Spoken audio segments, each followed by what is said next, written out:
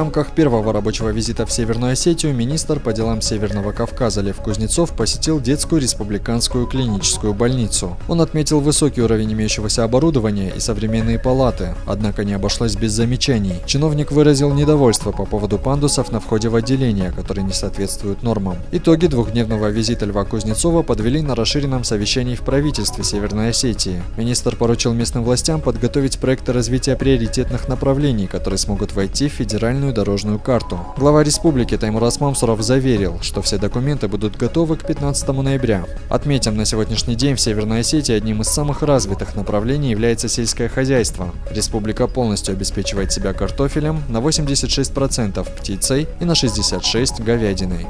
Сегодня есть в федеральном бюджете программы по инвестиционным контрактам, которые дают возможность получать государственное финансирование и привлекать деньги совсем по другим процентным ставкам.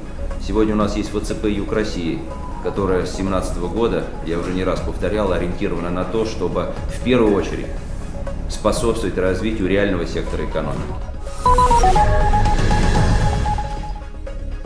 Противостояние религии и глобализации обсудили на научно-практической конференции во Владикавказском институте управления. Представители православной церкви и исламского духовенства озвучили острые проблемы современного общества. По мнению участников конференции, религия находится в совершенно особых отношениях с глобализацией. Она сопротивляется унифицирующему процессу глобализации сильнее, чем любой другой сегмент современного мира. Собравшиеся отметили исключительность роли конфессий и четко обозначили для себя необходимость сотрудничества христианского и исламского духовенств. Он нивелирует, размывает и уничтожает культурную, национальную основу человека, основу нации, основу народа.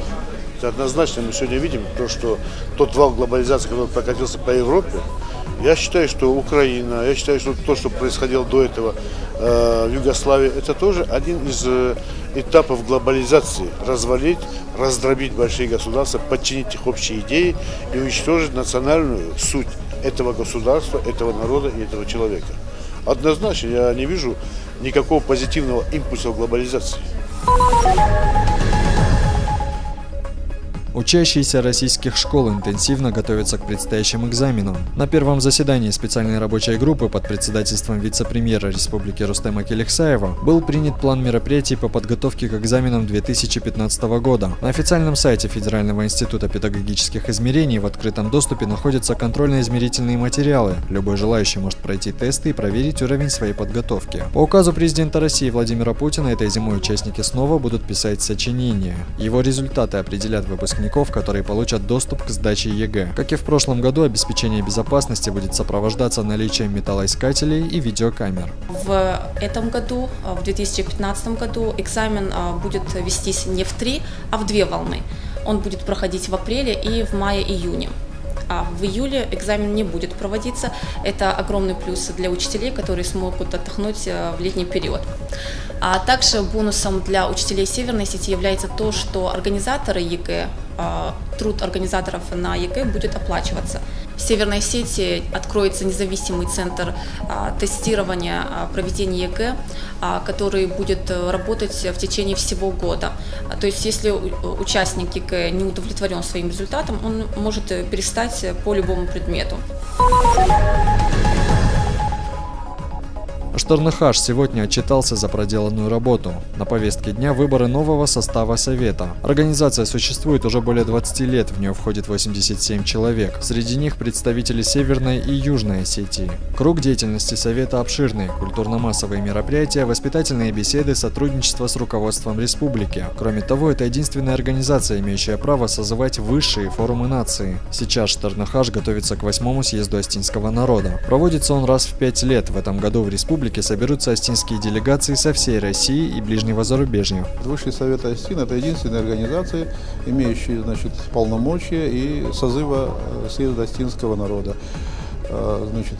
Приезжают все диаспоры со всей России, ближнего и дальнего зарубежья. На съезде рассматриваются все насущные вопросы, касающиеся жизни и деятельности нашего народа. Сохранение наших традиций, культуры, языка.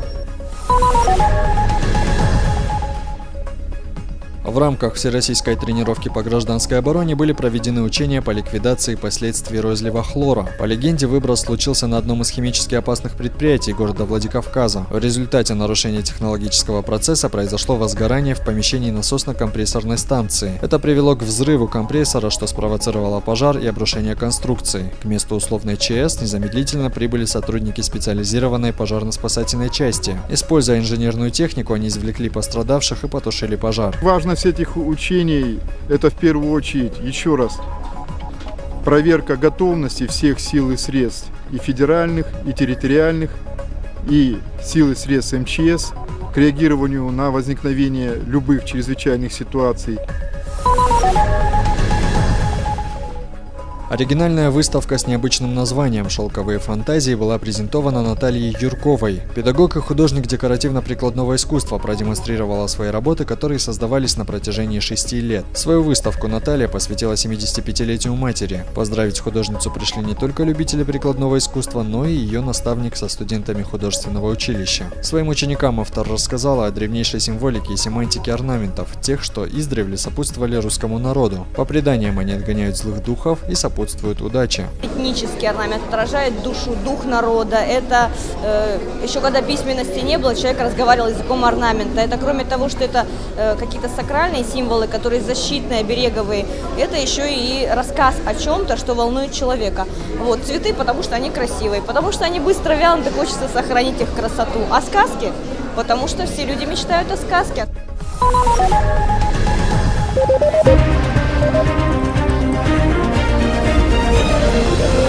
Thank you.